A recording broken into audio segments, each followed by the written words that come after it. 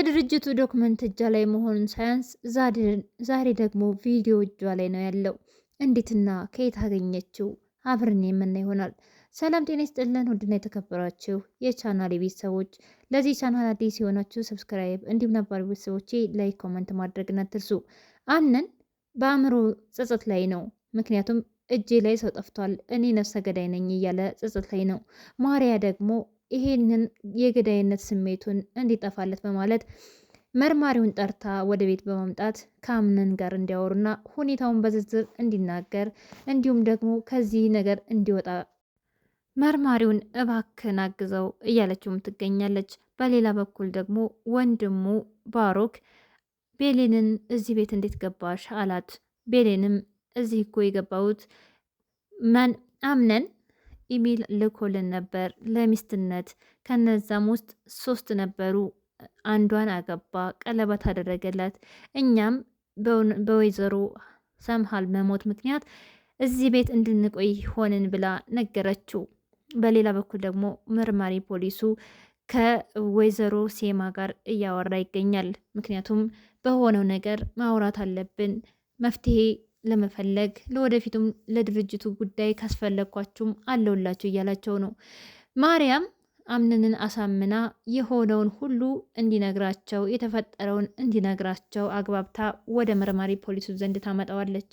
ታዲያ በዚህ ጊዜ አምነንም ራሱን እየወቀሰ እኔ እኮ ነፍሰ ገዳይ ነኝ፣ ያኔማ እንደዚህ ባላደረግኩኝ፣ እኔ ጨካኝ ነኝ፣ ራሴን ለሕግ አሳልፌ መስጠት ነበረብኝ እያለ በጣም ውዝግብ ውስጥ ገብቷል።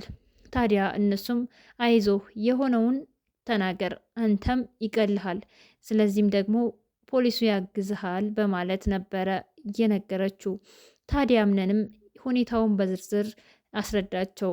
ሲቀብሩት ማንም ሰው የለም፣ ነገር ግን አጠገቤ አንድ ጓደኛ የነበረ እሱ ነው ያገዘኝ ይለዋል።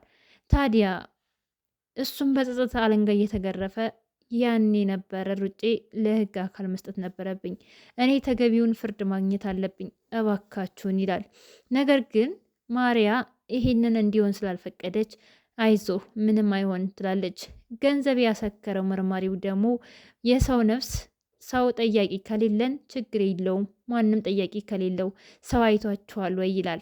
ታዲያ በገንዘብ ተደራድረው ነበርና ወይዘሮ ሴማ ደግሞ ሁኔታዎችን በዝርዝር ለማጣራት እያሰበች ይመስላል። ማሪያ ደግሞ ሁኔታውን እንግዲህ ጸጸት ላይ ነው እያለች ታወራለች። በዚህ ሰዓት ደግሞ ወንድሙ ባሮክ የወይዘሮ ሴማ ክፍል ገብቶ እየፈተሸ ነበርና ሁኔታውን ያዳምጣል። ምክንያቱም ተደብቆ ነበረ ዶክመንት ፈልጎ ገብቶ። በዚህ ሰዓት ነበረ ማሪያ ለወይዘሮ ሴማ ስትነግራት አሁንማ አዲስ ነገር አለ ብሎ የጠረጠረው። ታዲያ ወደ ሳሎን ከመጡ በኋላ ሰብሰብ ብለው እያወሩም ይገኛሉ። በዚህ አጋጣሚ ደግሞ ቤሌን ነገር እየበላች ኮሪደሩ ላይ ጎርደድ ጎርደድ እያለችበት ባለ ቅጽበት ነበረ አምነን ከታች እባካችሁኝ ተውኝ፣ ከዚህ በኋላ ብቻዬን ተውኝ ብሎ ሲመጣ ያገኘችው። ታዲያ ራሱን እየወቀሰ ያለው አምነን እኔ እንደኔ አይነት ሰው ራስ ወዳድ አይተሽ ታውቂያለሽ አላት ለቤሌን። ቤሌንም ምን ሆነሃል? የተፈጠረ ነገር አለ ወይ ስትለውም አዎ የተፈጠረ ነገር አለ፣ እኔም በጣም ከባድ ስህተት ሰርቻለሁ፣ እናም ከራሴ ራሱ እየሸሸው ነው ይላታል። ታዲያ በዚህ ጊዜ ነበረ ቤሌን በቃ ተረጋጋ ብላ ነገሮችን እንዲበረታ ያደረገችው። ታዲያ በህልና ጸጸት ውስጥ ያለው አምነን አሁንም ወንድሙ ነገሮችን እያባባሰ ይገኛል። ምክንያቱም ይሄንን የሰማው ወንድሙ ነገሮችን ወደ ማጣራት ነበር የሄደው።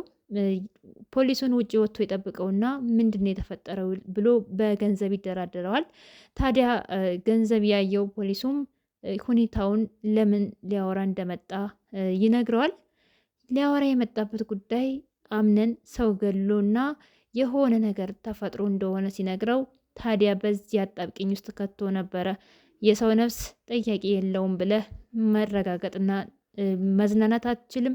በሆነው ከዚህ በኋላ አምነንን ሳይሆን እኔን ባስፈለግከኝ ሰዓት እንድታግዘኝ እፈልጋለሁ ይለዋል። ታዲያ በዚህ ሰዓት ነበረ ሰውየውም እሺ ያለው ከአንዳንድ ምክንያቱም ጉዴን ያወጣብኛል ብሎ ስላሰበ ማለት ነው። ባሮክ ደግሞ ክፋቱ ከቀን ቀን እያየለ መጥቶ እየሄደም ወይዘሮ ዛራን ስለ ቤቱ ሁኔታ ስለ ሰምሃል አሟሟት ይጠይቃታል። በሌላ በኩል ደግሞ ሜርሲ ነገሮችን ነገር ከዛ ከዚህ እያለች እያበጣበጠች ትገኛለች። ምክንያቱም ወሬን ለመቃረም የማታደርገው ጥረት የላትም።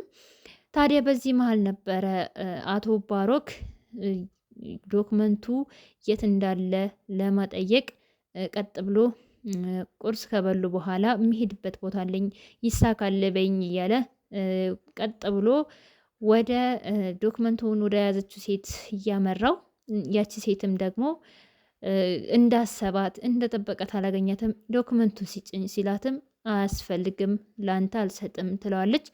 እሱ ደግሞ በአምነን ዘንድ ዶክመንቱን አመጣውልህ ከየትም ፈልጌ ብሎ አመኔታን ለማግኘት ነበረ። እሱ አልተሳካለትም። እንዲያምነ ከፈለግ ታማኝ ሆንለትና መገኘት ነው በሌላ ነገር ብለዋለች። በሌላ በኩል ደግሞ ወይዘሮ ዛሃራ ሰርግሽ እንዴት ነው እያሉ እየጠየቋትም ነበረ። ታዲያ ዛሃራም አምነንን እንዳላናገረችው ራሱ ወከባ ላይ ስለሆነ ዝም እንዳለች እና ስለ ድግሱ ምንም እንዳልተባለ ትነግራቸዋለች። ታዲያ ወይዘሮ ሙርዚና ስለ ድግሱ እኔ ያለው አንቺ ኪችን ላይ ባለው ነገር በርቺ ጠንክሪ ብላታለች። በህይወቱ የሚቀናበት ባሮክ አምነንን በሰማው ታሪክ እንግዲህ ከመርማሪው በሰማው ታሪክ ሊያሸማቀቀው ሞክሯል። ዛሬ የተሰማው ታሪክ በጣም ውስጤን በላኝ። ምክንያቱም አንድ ድርጅት ውስጥ ተቀጥሮ የሚሰራውን ሰው ገደለው ብሎ ሊያሸማቀቀው ሞክሯል። አምነንም ምንም ደንግጦ የራሱ ታሪክ ስለሆነ የመሰለው ነገሩን አትፍረድ ይለዋል። ምክንያቱም ሰው ሆን ብሎ ላይሆን ይችላልና ይለዋል።